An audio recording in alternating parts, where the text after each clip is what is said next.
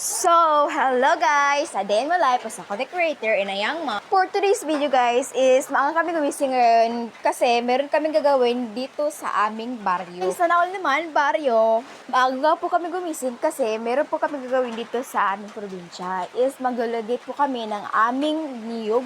At bago namin gumising yan is naglalaro po tong dalawa. Abay, ganyan po talaga ang baby namin guys. Is magising niya is naglalaro po silang dalawa ng kanyang fast forward po kasi mahina ang kalaban. Ay, Charis, mahina ang kalaban.